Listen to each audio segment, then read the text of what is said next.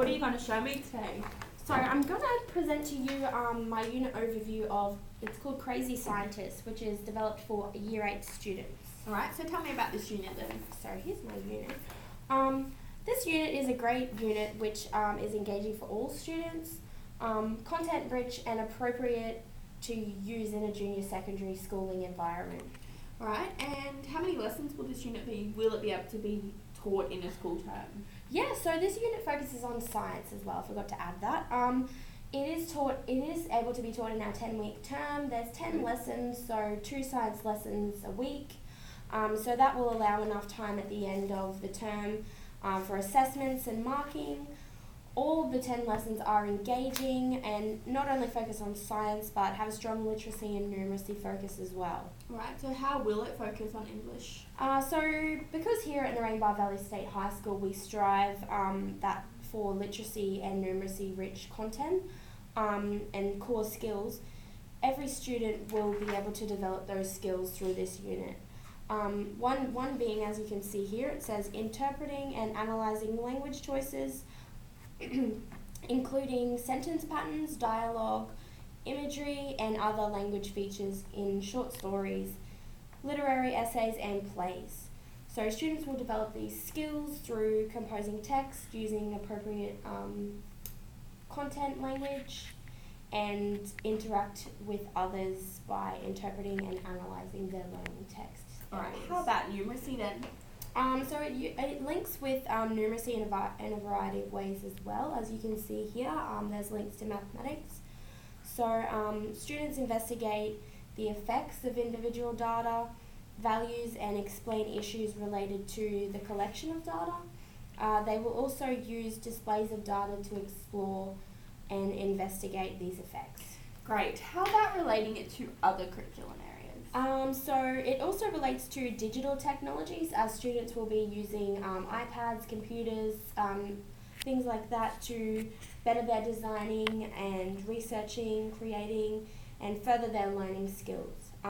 The arts is also incorporated slightly, as students will be demonstrating many art-based skills as they design and create their tables and graphs and mind maps and things like that. Right, it's nice to see that you've used a variety of curriculum aspects in your unit design.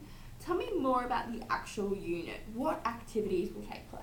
Okay, so as you can see here, there is a structure for each lesson, which has a brief overview of the activity, the adjustments for the needs of learners, the resources needed, and the planned formative assessment strategies.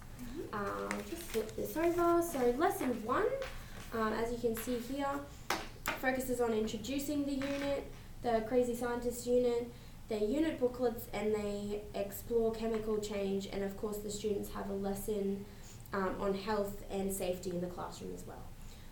Lesson 2, the students identify what solids, liquids and gases are, and how physical science and experiments are different to chemical science and experiments. In lesson 3, they conduct an experiment using Coca-Cola and Mentos mints, where the students experience chemical change and make predictions and then record data. Okay. Lesson 4, the students work in groups of 3 to research an experiment they would like to do in a classroom. Lesson 5, they present their experiment plans to the class and receive feedback about it from their peers. Lesson 6 and 7, as you can see here, the class takes it in turns to conduct their experiments. So 4 groups of 3 do their experiments in one lesson, and the other 4 groups do it in the next lesson. Okay. This is where our parents help as well, and I'm positive that parents will be inclined to assist and volunteer with those sort of things. Lesson 8, the students work individually in their groups to reflect on their experiments, and we will have them write 3 paragraphs about their most relevant reflections of their experiment. Okay. Do you think that these unit booklets are relevant?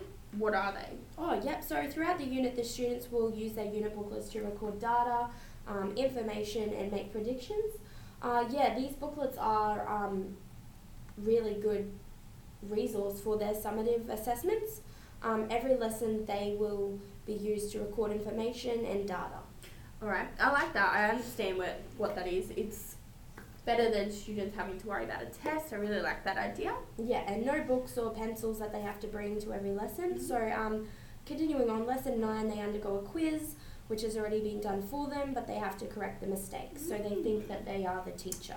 I like that idea of the quiz. Thanks. I think it makes them feel more like they are the teacher, marking the students' results. Yeah. And lastly, in lesson 10, the students will be revisiting all the knowledge and skills they've learned and completing any incomplete work. Right, I see. Well, it sounds like a very well thought out plan.